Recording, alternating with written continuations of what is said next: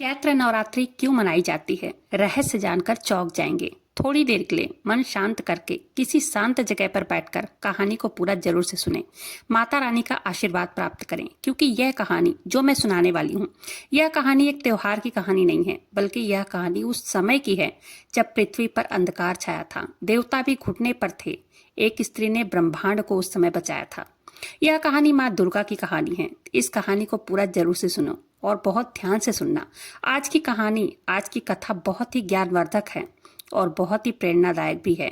शास्त्रों में कहा गया है कि अगर कोई कथा आप सुनते हो तो उसे पूरा जरूर से सुनो, बीच में अधूरा ना छोड़ें, नहीं तो पाप का भागीदार बनना पड़ता है। मेरी रिक्वेस्ट है, वीडियो को पूरा जरूर से सुने। वीडियो पसंद आए तो एक लाइक कर दीजिएगा और चैनल को सब्सक्राइब जरूर से कीजिएगा। हजारों साल पहले की बात है। महिषासुर नामक एक महाशक्तिशाली दानव था। उनके पिता रंभासुर जो थे वो खुद एक पराक्रमी असुर थे, लेकिन महिषासुर में जो था वह सिर्फ एक शक्ति नहीं थी, उसमें था एक अहंकार, जिद, एक ऐसी भूख जो कभी नहीं भरती। उसने सोचा, अगर मुझे सबसे ताकतवर बनना है तो मुझे ब्रह्मा जी से वरदान लेना होगा। वो हिमालय की सबसे ऊंची चोटी पर जाकर यज्ञ करने लगा। वहां पर उसने कठोर तपस्या शुरू कर दी। दिन बीते, महीने बीते, साल बीते। महिषासुर ने न कुछ खाया न पिया। वह सिर्फ एक पैर पर खड़ा था, आंखें बंद, माथे पर सूरज की आग। देवता उसकी तपस्या देखकर घबरा गए। उन्होंने ब्रह्मा जी से कहा, हे प्रभु, इस दानव की तपस्या को रोको, वरदान मत दो। लेकिन ब्रह्मा जी बोले, जो सच्चे मन से तपस्या करता है उसे वरदान मिलना ही चाहिए। सृष्टि का ये नियम है। और एक दिन ब्रह्मा जी प्रकट हुए। महिषासुर ने आंखें खोली। उसके सामने चतुर्मुखी ब्रह्मा जी खड़े थे। चेहरे पर वात्सल्य था। ब्रह्मा जी बोले, तुम्हारी तपस्या से मैं प्रसन्न हूँ, मांगो, क्या चाहिए तुम्हें? महिषासुर के होठों पर एक मुस्कान आई। महिषासुर ने कहा, ब्रह्मा जी, मुझे ऐसा वरदान दो, मेरी मृत्यु किसी पुरुष के हाथों ना हो, ना देवता मुझे मार सके, ना मनुष्य, ना यक्ष, ना गंधर्व, मैं अमर हो जाऊं। ब्रह्मा जी ने एक पल के लिए रुककर उसे देखा। उनकी आंखों में गहराई थी, जैसे वह जानते हों यह वरदान एक दिन इस दानव के लिए ही कारण बनेगा। उन्होंने कहा, तथास्तु, और वरदान दे दिया। लेकिन महिषासुर ने एक बात नहीं मांगी। उसने किसी स्त्री से रक्षा नहीं मांगी। उसे लगा था कि कोई भी स्त्री उसका क्या बिगाड़ लेगी, स्त्री से उसे क्या खतरा है, स्त्री तो बहुत कमजोर होती है। यही उसकी सबसे बड़ी गलती थी, यही उसका अहंकार था और यही अहंकार उसके विनाश का बीज बन गया। उसने अपनी लाखों सेनाएं तैयार की। पहले उसने पृथ्वी लोक पर कब्जा किया, फिर पाताल लोक पर, फिर उसकी नजर स्वर्ग पर पड़ी। इंद्रदेव स्वर्ग के राजा थे, उनके पास अमरावती थी, देवताओं का वह नगर जहां हमेशा फूल खिलते थे, जहां हमेशा संगीत गूंजता था। महिषासुर ने स्वर्ग के द्वार पर जाकर दस्तक दी। इंद्र ने अपनी सेना को रोकने के लिए भेजा। देवताओं ने अपनी पूरी ताकत लगा दी। इंद्रदेव ने खुद अपना वज्र उठाया, लेकिन महिषासुर अजय था। वरदान की ताकत ने उसे देवताओं को धूल चटा दी। इंद्र का वज्र टूट गया, वरुण देव का पास कट गया, अग्निदेव बुझ गए, यमदेव पीछे हट गए और फिर वह पल आया जो देवताओं के लिए सबसे दर्दनाक था। महिषासुर अमरावती के सिंहासन पर बैठ गया। इंद्रदेव को अपना सिंहासन छोड़ना पड़ा। देवता स्वर्ग से निकाले गए। वह जो कि कभी अमरावती में रहते थे, वह पृथ्वी पर मनुष्यों की तरह भटकने लगे। यह अपमान था। यह सिर्फ शक्ति की हार नहीं थी, यह न्याय की हार थी, यह धर्म की हार थी। और जब धर्म हारता है, जब न्याय रोता है, तो एक ही आवाज उठती है, माँ, माँ की आवाज। देवता इधर उधर भटक रहे थे। इंद्र, वरुण, ब्रह्मा, विष्णु, महेश सब एक साथ थे, लेकिन सब असहाय थे। इंद्र के चेहरे पर आंसू थे। आंसू राजाओं के नहीं थे, वह एक ऐसे बेटे के आंसू थे जो घर से निकाल दिया गया हो। सभी देवता हिमालय की ओर चले, त्रिदेव के पास पहुंच गए। ब्रह्मा, विष्णु, महेश एक साथ बैठे थे। सब ने कहा, प्रभु, महिषासुर ने सब कुछ छीन लिया है, स्वर्ग हमारा नहीं रहा, पृथ्वी पर अत्याचार बढ़ रहा है, यज्ञ बंद हो गए हैं, देवताओं को भोग नहीं मिल रहा है, धर्म का नाश हो रहा है, हम क्या करें? ब्रह्मा जी बोले, महिषासुर को किसी पुरुष के हाथों मृत्यु तो नहीं मिल सकती, लेकिन उसने एक भूल की है। उसने किसी स्त्री से अपनी रक्षा नहीं मांगी। विष्णु जी मुस्कुराए। उनकी मुस्कान में एक रहस्य था, ऐसी मुस्कान जिसमें उत्तर था कि वह बोले, तो एक स्त्री ही महिषासुर का अंत करेगी, लेकिन वह कोई साधारण स्त्री नहीं होगी, वह होगी आदि शक्ति, वह होगी महाशक्ति, वह होगी जगदम्बा। और फिर जो हुआ वह ब्रह्मांड की सबसे अविश्वसनीय घटना थी। सभी देवताओं के शरीर से एक तेज निकला, दिव्य प्रकाश। ब्रह्मा जी का तेज, विष्णु जी का तेज, महादेव का तेज, इंद्र का तेज, अग्नि का तेज, वरुण का तेज, यम का तेज, सूर्य का तेज, वह सारे तेज एक जगह मिले, महापुंज बना। एक ऐसा महापुंज, ऐसा प्रकाश जो आंखों को चौंधिया दे, जो अंधकार को चीर दे। और उस प्रकाश में से एक नारी रूप प्रकट हुआ, माँ दुर्गा, 18 भुजाओं वाली, 3 नेत्रों वाली। उनके चेहरे पर एक अजीब सी शांति थी। हर देवता ने उन्हें अपना सबसे शक्तिशाली अस्त्र दिया। इंद्र ने वज्र दिया, वरुण ने शंख दिया, अग्नि ने शक्ति दी, विष्णु ने सुदर्शन चक्र दिया, महादेव ने त्रिशूल दिया, ब्रह्मा जी ने कमंडल दिया और दुर्गा माँ खड़ी हो गई। वह पल था सृष्टि की सबसे बड़ी क्रांति का, जब शक्ति ने रूप लिया था। ये वो पल था जब सब ब्रह्मांड ने सांस ली। माँ दुर्गा ने एक बार सारे देवताओं को देखा। उनकी आंखों में करुणा थी, लेकिन उनके हाथों में शक्ति थी। वह जानती थी जो रास्ता आगे है आसान नहीं है। वह जानती थी रक्त बहेगा। माँ शक्ति ने युद्ध की बिगुल बजाई। उनकी सिन्नर ऐसी थी कि तीनों लोग कांप गए। महिषासुर अपने सिंहासन पर बैठा था। उनके पास एक दूत घबराया हुआ आया, सांस फूल रही थी।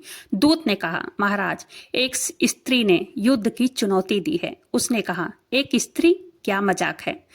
दोस्तों, कहते हैं ना, जब घमंड सर पर चढ़ा रहता है तो कुछ भी आंखों के आगे दिखाई नहीं देता है।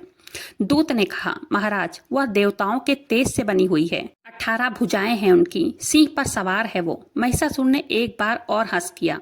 हंसने के बाद थोड़ी घबराहट में आया और अपने सेनापति को बुलाया। उसने कहा, उस स्त्री को पकड़ कर लाओ। और युद्ध शुरू हुआ। वह युद्ध था जो 9 दिनों तक चला। 9 दिन, यही 9 दिन, नवरात्रि का दिन जो हम आज भी मनाते हैं। एक दिन, एक एक दिन को हम जीते हैं, एक एक रूप को समझते हैं। पहले दिन माँ शैलपुत्री के रूप को धारण किया माता ने। वह पर्वतराज हिमालय की पुत्री हैं। सफेद वस्त्र, हाथ में त्रिशूल, माथे पर चंद्रमा, नंदी बैल की सवारी। शैलपुत्री शक्ति की नींव है। जिस तरह पर्वत स्थिर रहता है, तूफानों में भी नहीं हिलता, उस तरह माँ शैलपुत्री हमें स्थिरता देती हैं। पहले दिन महिषासुर की सेना का पहला दस्ता आया। हजारों असुर माँ ने त्रिशूल उठाकर एक ही बार में समाप्त कर दिया।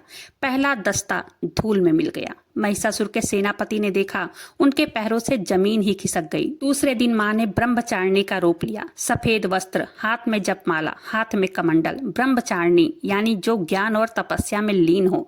यह रूप हमें बताता है कि सिर्फ शक्ति काफी नहीं है, ज्ञान भी चाहिए, हमें धैर्य भी चाहिए। दूसरे दिन महिषासुर ने अपने सबसे चतुर असुर को भेजा, जो माया जाल बुनता था। लेकिन माँ ब्रह्मचारिणी के ज्ञान के सामने उसकी माया टिक नहीं सकी। वह असुर पराजित हुआ। तीसरे दिन माँ का रूप था चंद्र घंटा। माथे पर अर्धचंद्र जो घंटे के आकार का था। 10 भुजाएं, हाथ में अस्त्र शस्त्र, चंद्र घंटा यानी जो शांति और वीरता का संगम हो। उनकी घंटे की आवाज से असुरों के कान फट जाते थे।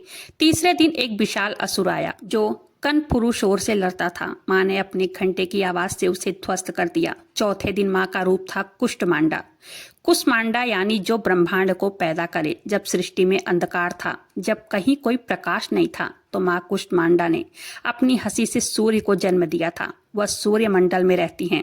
उनके शरीर से प्रकाश निकलता है। चौथे दिन महिषासुर ने एक ऐसा असुर भेजा जो अंधकार फैलाता था। जहां भी वह जाता था, सब काला हो जाता था। माँ कुष्मांडा ने उनके प्रकाश के सामने वह अंधकार टिक भी नहीं पाया। वह पराजित हुआ। 5वें दिन माँ का रूप था स्कंद माता। स्कंद माता यानी कार्तिकेय की माता, जो कार्तिकेय देवताओं के सेनापति हैं, जिनकी गोद में कार्तिकेय बैठे हैं। ये रूप हमें दिखाता है, मन की ममता को दिखाता है, लेकिन जब जरूरत पड़ती है वही ममतामयी माँ सबसे खतरनाक योद्धा भी बन जाती है। माँ की ममता और माँ का क्रोध दोनों असीम है। 5वें दिन एक असुर आया जो माँ को कमजोर दिखाने की कोशिश कर रहा था, लेकिन माँ स्कंद माता ने उसे ऐसा सबक सिखाया उसने सपने में भी नहीं सोचा होगा। 6ठे दिन माँ का रूप था कात्यायनी। महर्षि कात्यायनी की बेटी के रूप में माँ ने यह जन्म लिया था। वही कात्यायनी रूप है जो सीधे महिषासुर से लड़ने के लिए तैयार हुआ। 3 नेत्र, 4 भुजाएं, एक हाथ में तलवार, एक हाथ में कमल, सिंह की सवारी का प्रतीक है। छठे दिन महिषासुर ने खुद अपनी सेना का नेतृत्व किया।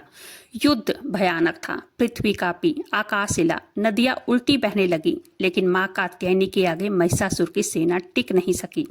7वें दिन मां ने सबसे भयानक रूप लिया। मां कालरात्रि, काला वर्ण, बिखरे हुए बाल, 3 नेत्र जिसमें अग्नि निकलती है, नाक से धुआं, हाथ में कतर और लोहे का कांटा। ये वो रूप था जो काल को भी भय देता है। महिषासुर ने इस रूप को देखा और पहली बार उसके दिल में डर उठा, लेकिन घमंड इतना जल्दी नहीं जाता। उसने कहा, मैं भी तुम्हें डरा दूंगा, लेकिन मां कालरात्रि के आगे उसका डर भी हार गया। 8वें दिन मां ने महागौरी का रूप लिया। गोरा वर्ण, सफेद वस्त्र, सफेद बैल की सवारी।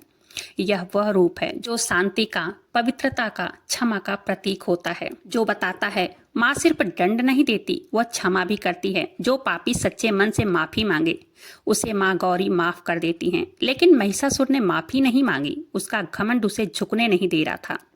9वां दिन, अंतिम दिन, माँ का रूप था सिद्धिदात्री, वह जो सारी सिद्धियां देती हैं। यह वह रूप था जो बताता है माँ सर्वशक्तिमान है। वह जानता था यह उसका आज का दिन अंतिम दिन है। कहीं न कहीं उसे महसूस हो रहा था, लेकिन घमंड फिर भी था। उसने एक बार फिर से अपना रूप बदला। अपना असली रूप, भैंसा का रूप, बदल बदल कर लड़ रहा था। कभी सिंह बनता, कभी हाथी, कभी असुर, लेकिन माँ की आंखें उसे जानती थी। माँ ने त्रिशूल उठाया, पूरा आकाश गूंजा और वह त्रिशूल महिषासुर के सीने में उतर गया। महिषासुर गिरा।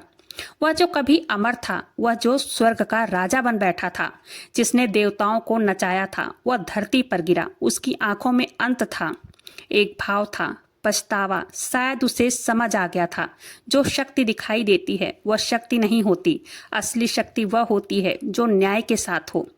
माँ ने उसे देखा। उनकी आंखों में क्रोध नहीं था, उनकी आंखों में एक गहरी शांति थी। महिषासुर का अंत हो गया, अन्याय का अंत हो गया। जब महिषासुर गिरा, तीनों लोकों में एक खामोशी छा गई, जो जीत की खामोशी होती है। फिर एक आवाज उठी, देवताओं की आवाज, जय माँ दुर्गे, जय माँ दुर्गे। स्वर्ग के द्वार खुले, इंद्रदेव वापस अमरावती गए, धर्म वापस आया, फूल बरसे, दीप जले, संगीत वापस आया, और यही विजय, आज खुशी, यही खुशी हम सब भी मनाते हैं। नवरात्रि का यह त्योहार उन 9 दिनों की याद दिलाता है जब माँ दुर्गा ने महिषासुर से लड़कर ब्रह्मांड को बचाया था। लेकिन यहीं पर एक सवाल भी उठता है, नवरात्रि तो साल में 2 बार आती है, चैत्र नवरात्रि खास क्यों है? यह सवाल बहुत गहरा है और इसका जवाब इससे भी गहरा है। चैत्र यानी हिंदू कैलेंडर का पहला महीना। जब चैत्र शुक्ल प्रतिपदा आती है, हिंदू नववर्ष शुरू होता है। सोचो एक पल के लिए, जब साल की शुरुआत होती है, क्या करते हैं हम? माँ को याद करते हैं ना। मन से, दिल से माँ से आशीर्वाद मांगते हैं, क्योंकि हर शुरुआत माँ के साथ होनी चाहिए, हर नई यात्रा माँ का हाथ होना चाहिए। यह एक गहरा सत्य है जो हमारे पूर्वजों ने समझा था। लेकिन चैत्र नवरात्रि का एक और रहस्य है, एक ऐसा रहस्य जो बहुत कम लोग जानते हैं। वह रहस्य है भगवान राम का। भगवान राम, रामायण में लिखा है कि जब रावण ने माता सीता का अपहरण किया था, भगवान राम ने रावण से युद्ध करने से पहले एक काम किया था। उन्होंने माँ दुर्गा की पूजा की थी चैत्र नवरात्रि के 9 दिन तक। ऋषि अगस्त्य ने भगवान राम को माँ दुर्गा की पूजा पाठ करने के लिए बताया था। पहले माँ दुर्गा का आशीर्वाद लो, तब जाकर रावण पर विजय मिलेगी। भगवान राम ने चैत्र नवरात्रि के 9 दिन माँ की पूजा की थी, इसलिए रामनवमी नवरात्रि के बाद आती है। यह भी एक आध्यात्मिक सत्य है कि माँ के पूजा के बाद ही विजय मिलती है। माँ का आशीर्वाद लिए बिना कोई भी युद्ध नहीं जीता जा सकता है। सिर्फ एक धार्मिक बात नहीं है यह जीवन का एक सत्य भी है। जब भी हम कठिन काम की शुरुआत करते हैं, हम माँ को याद करते हैं। यही चैत्र नवरात्रि का सबसे गहरा संदेश है। कहानी यहीं पर खत्म हुई। वीडियो पसंद आई हो तो एक लाइक कर दीजिएगा। चैनल को सब्सक्राइब करना बिल्कुल भी मत भूलिए। कमेंट बॉक्स में एक जयकारा जरूर से लगाइएगा। मिलते हैं ऐसे किसी वीडियो के साथ, तब तक के लिए जय माता दी।